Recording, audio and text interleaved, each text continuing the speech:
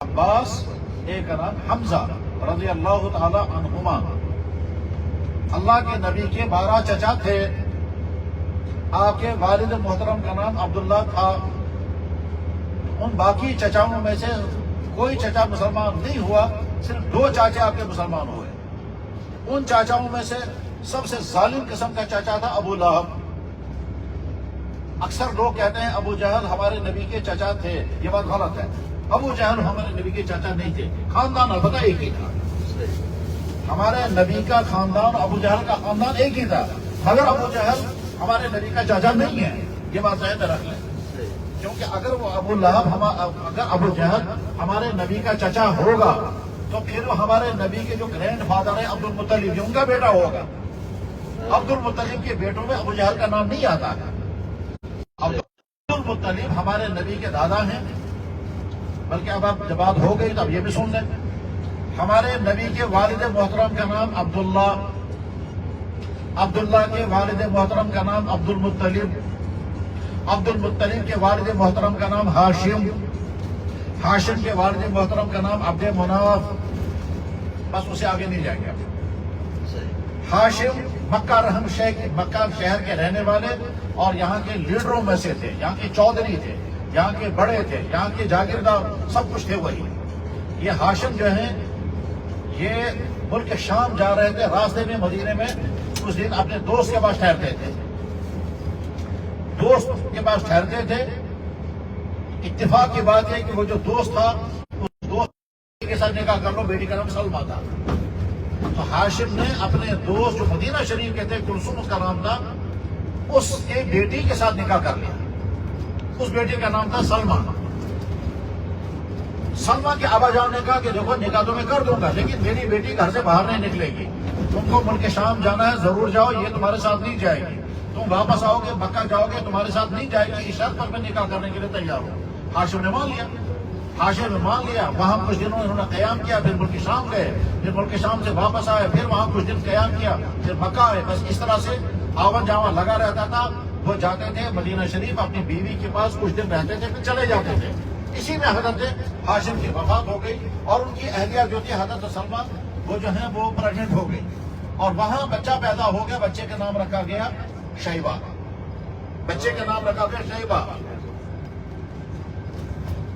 جن کو پڑھنے لکھنے کا مزاج ہو یاد رکھیں گے، ٹھیک۔ شیبہ بچے کا نام رکھا گیا۔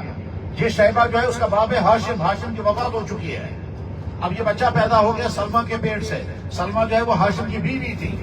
شیبہ نام رکھا گیا بچے کا اور باپ اس کا ہے ہی نہیں۔ بہرحال وہ جو ہاشم تھا اس کی ایک بیوی جو ہے وہ مکہ شریف میں تھی۔ مکہ شریف میں جو بیوی تھی اس بیوی کے بچہ پیدا ہوا، اس کا نام تھا مطلب۔ مکہ شریف میں ہاشم کی بیوی تھی، اس بیوی کا نام تھا، اس بیوی سے جو بچہ پیدا ہوا تھا اس کا نام تھا مطلب۔ اور دوسری بیوی سلمہ ہے مدینہ شریف میں، وہاں بچہ پیدا ہوا، اس کا نام رکھا گیا شیبہ۔ جب ہاشم کی وفات ہو گئی تو شیبہ جو ہے وہ مدینہ شریف میں اپنی ماں کے پاس ہے۔ یہاں مکہ شریف میں جو مطلب تھا وہ بڑا ہو گیا تھا، اس کو کسی نے کہا مطلب تمہارے باپ کا ایک بیٹا پیدا ہوا ہے، وہ ہے مدینہ شریف میں، تم کبھی دیکھنے بھی نہیں گئے اسے؟ مطلب کو ایک دم جوش آ گیا، اس نے کہا ٹھیک ہے۔ چنانچہ مطلب یہاں مکہ مکرمہ سے چلا گیا مدینہ اور وہاں جا کر کے دیکھا شیبہ کو، بہت اچھا پیارا بچہ تھا اور کہا یہ تو میرا بھائی ہے۔ چنانچہ ان کی والدہ سے ملاقات کر کے کہا یہ میرا بھائی، آپ مجھے دے دو، یہ میں لے جاؤں گا، آپ دوسرا نکاح کر لو۔ چنانچہ ماں نے بچہ اپنے بھائی کے حوالے کر دیا تو مطلب نے شیبہ نام کے اپنے سوتیلے بھائی کو اپنے ساتھ اٹھایا اور لایا مکہ۔ جب مکہ مکرمہ پہنچے ہیں تو لوگوں نے اس بچے کو شیبہ کے بجائے عبد المطلب کہنا شروع کر دیا۔ یہ بچہ وہ ہے جو مدینہ میں پیدا ہوا تھا، سلمہ کے پیٹ سے، ہاشم کا بچہ۔ یہ جب مکہ مکرمہ آیا تو مکے والوں نے پیار سے اس کو عبد المطلب کہنا شروع کیا۔ یہی عبد المطلب آگے چل کر مکے کا سربراہ بنا اور یہی عبد المطلب ہوا ہے جب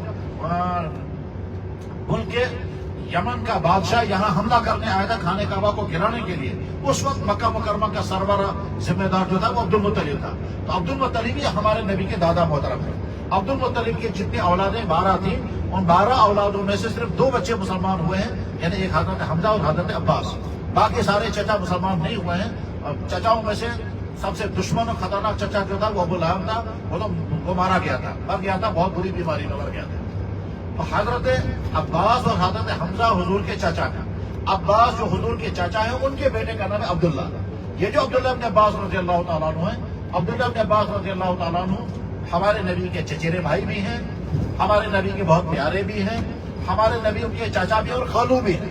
خالو اس وجہ سے ہیں کہ عبداللہ ابن عباس کی والدہ کا نام ہے ام فضل، اور عبداللہ ابن عباس کی خالہ جان کا نام ہے میمونہ. میمونہ ہمارے نبی علیہ الصلوۃ والسلام کی زوجہ محترمہ ام المؤمنین ہے. حضرت عبداللہ ابن عباس کی خالہ کا نام ہے میمونہ. میمونہ ہمارے نبی کی اہلیہ محترمہ ہے، جس میمونہ کی قبر آپ کو معلوم ہوگی مکہ مکرمہ سے جب نکلیں گے مدینہ کے لیے اور مسجد عائشہ سے تھوڑا آگے جا کر کے بائیں طرف وہ میمونہ کی قبر آتی ہے. وہ آپ کو معلوم ہوگا اور آپ کو دکھاتے بھی رہتے ہیں ان کے لوگوں کو. ہم بھی جب جائیں گے ہم بھی انشاءاللہ دیکھیں گے. تو میمونہ جو ہے وہ ہمارے نبی کی اہلیہ محترمہ ازواج مطہرات میں سے ہیں. حضرت عبداللہ ابن عباس کی خالہ ہے.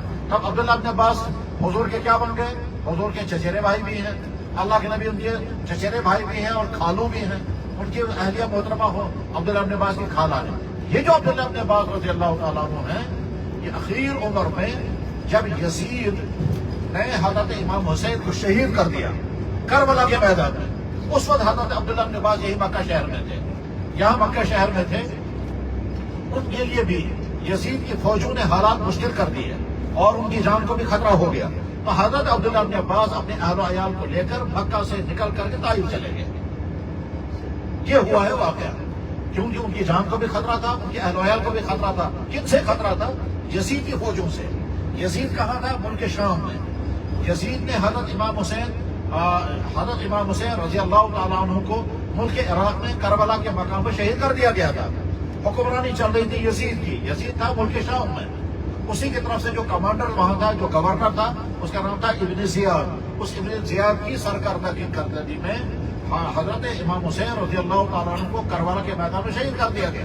حضرت عبداللہ ابن عباس نے حضرت حسین کو یہاں مکہ مکرمہ میں سمجھایا کہ آپ بالکل وہاں مت جائیں، عراق کے لوگ دھوکے باز ہیں، وہ آپ کو بلا کر کے اور نہ جانے کیا کیا کروا دیں گے. لیکن حضرت حسین رضی اللہ تعالیٰ عنہ تشریف لے گئے اور حضرت عبداللہ ابن عباس یہیں رہے. عبداللہ ابن عباس چونکہ حضرت حسین رضی اللہ عنہ کا ساتھ دے رہے تھے، اس لیے یزید اور ان کے ماننے والے سارے عبداللہ ابن عباس کے دشمن تھے. عبداللہ ابن عباس رضی اللہ تعالیٰ عنہ نے دیکھا کہ مدینہ شریف بھی ہمارے لیے اب خطرے کی جگہ ہے اور مکہ شریف بھی ہمارے لیے خطرے کی جگہ ہے، اور یہاں کسی بھی وقت اور جنگ ہو جائے گی، پھر کسی بھی وقت یزید کی فوجیں خانہ کعبہ پر حملہ کر دیں گی، کیونکہ یہاں کے لوگ جو ہیں وہ یزید کو خلیفہ ماننے کے لیے تیار نہیں ہیں. اور جب مکہ مکرمہ کے لوگ یزید کو خلیفہ ماننے کو تیار نہیں تھے، اس لیے یزید نے فوجیں بھیجی خانہ کعبہ پر حملہ کرنے اور مکے والوں کو منوانے کے لیے تم مجھے اپنا خلیفہ مانو. اس نے مدینہ شریف پر بھی حملہ کروایا، وہاں بھی قتل و خون ہوا، اور مکہ مکرمہ میں بھی حملہ کروایا تھا. اس وقت وہاں بمباریاں بھی ہوئی ہیں، خانہ کعبہ کو بھی اس میں نقصان ہوا تھا. تو عبداللہ ابن عباس رضی اللہ تعالیٰ عنہ اس وقت یہ سوچ کر کے کہ جان جو ہے یہ یہاں میری جان محفوظ نہیں ہے، اس لیے عبداللہ ابن عباس رضی اللہ تعالیٰ عنہ مکہ مکرمہ چھوڑ کر کے مدینہ یہاں طائف آ گئے، اہل و عیال کے سمیت آ گئے، اور وہیں ان کا قیام رہا. پھر وہیں جہاں وہ مسجد میں نماز پڑھایا کرتے تھے، اس مسجد کا نام ہے مسجد عباس، وہ آپ نے دیکھی ہوگی. اور اسی مسجد عباس کے پاس عبداللہ ابن عباس دفن بھی ہے، قبر مبارک ان کی وہی ہے. جیسے 10,000 صحابہ کرام وہ تو دفن ہے مدینہ شریف میں، مکہ شریف میں جو بڑے بڑے صحابہ دفن ہیں ان میں جنت المعلیٰ میں حضرت خدیجہ الکبریٰ اور اللہ کے نبی علیہ السلام کے چاچا ابو طالب اور اللہ کے نبی علیہ السلام کے تینوں بیٹے وہ جنت المعلیٰ میں دفن ہے، جو مکہ مکرمہ کا قبرستان ہے، جس کو دیکھا ہوگا ہمارے بھائیوں نے، ہمارے ساتھیوں نے دیکھا ہوگا قبر، اس میں یہ سب دفن ہے. اور صحابہ کرام میں سے عبداللہ بن عمر جو ہے وہ مکہ شہر میں دفن ہے. باقی بڑے بڑے صحابہ جو ہیں جیسے عبداللہ بن مسعود وہ جو ہے مدینہ شریف میں دفن. مکہ مکرمہ میں عبداللہ بن عمر رضی اللہ عنہ دفن ہے.